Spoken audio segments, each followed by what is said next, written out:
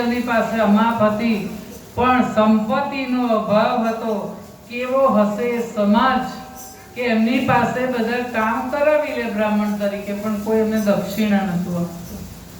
કોઈ દિવસ માંગતા નતા. લોકોને જરૂર પડે ત્યારે સુદામાને બોલાવે, એનું કામ કરી આવે, પણ આજીવિકા કેમ ચલાવે છે કોઈ જોતું નથી.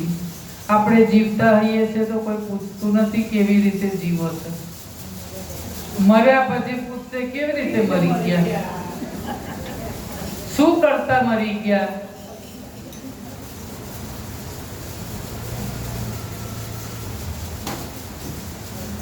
સુદામાજી માગે નહીં અને કોઈ પોતાની ફરજ સમજીને આપે નહીં. સુદામાજીને એવી ફિકર નહોતી કે તેઓ તો હરિના સ્મરણમાં ડૂબેલા જ રહેતા કે ભગવાન ભરોસો તારો, ભગવાન ભરોસો તારો, ચાહે તો પાર ઉતારો, ચાહે મજદાર ડુબાડો, ભગવાન ભરોસો તારો.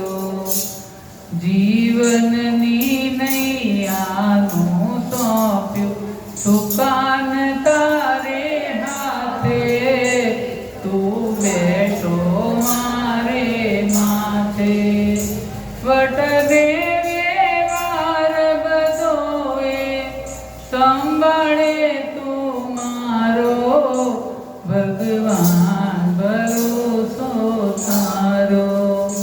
સુખ પણ મંજૂર, દુઃખ પણ મંજૂર, મંજૂર ઈચ્છા તારી, તારી ઈચ્છામાં ઈચ્છા મારી.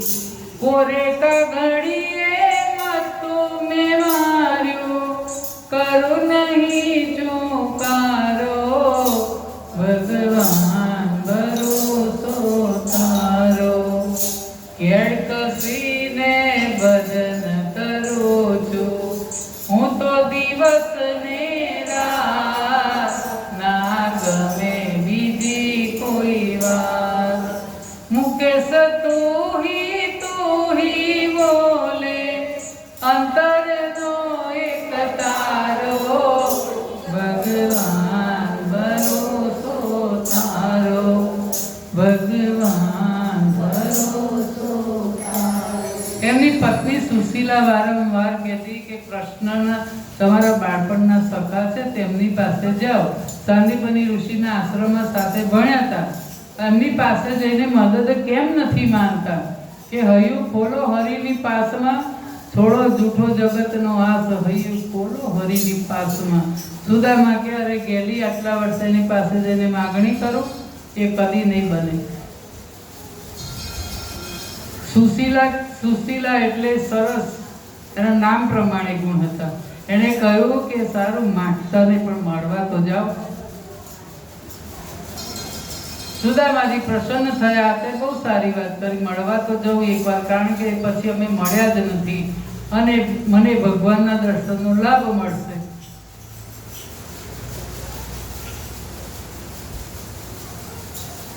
યાદ રહે, સુદામા ભગવાન પાસે માંગવા માટે નથી ગયા, પણ મળવા માટે ગયા હતા.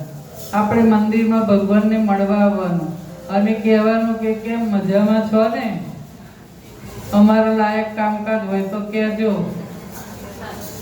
કારણ કે રોજ આપણે કહીએ મારું આ કામ કરજો, આ કામ કરજો, કોકદાર આપણે તો કહેવું પડે ને કે અમારા લાયક કંઈ કામકાજ હોય તો કહેજો. જતી વખતે વિચાર આવ્યો કે રાજા ગુરુ ભગવાન પાસે કદી ખાલી હાથે જવાય નહીં. એટલે પત્નીને પૂછ્યું, હે કલ્યાણી, પ્રભુને ભેટ આપવા જેવી વસ્તુ કોઈ ઘરમાં હોય તો આપો. પત્ની આસપાસના ઘરમાંથી 4 મુઠ્ઠી પૌવા માંગી લાવી અને કપડાના ટુકડામાં બાંધી અને પતિદેવને સોંપતા કહ્યું, આ ભેટ દ્વારિકાધીશને આપજો. સુદામા ચાલ્યા. પત્નીને કોઈ યાદ આવતા પોકાર કર્યો, પેલી પોટલી રસ્તામાં ખોલતા નહીં. ખબર કે પતિનો સ્વભાવ કેવો, કદાચ કોઈ ભૂખ્યું દેખાય ને તો પેલી પોટલી ખોલીને પૌવા આપી દેશે. પછી હું ક્યાંથી લાવીશ ને પ્રભુ પાસે શું લઈ જશે, દ્વારકાધીશને શું આપશે. પત્નીને એમ કે રસ્તામાં એટલે કોકને ખવડાવી દે એટલે દ્વારકાધીશ પાસે કશું પહોંચશે નહીં. પત્ની પોતાના પતિનો સ્વભાવ જાણતી હતી.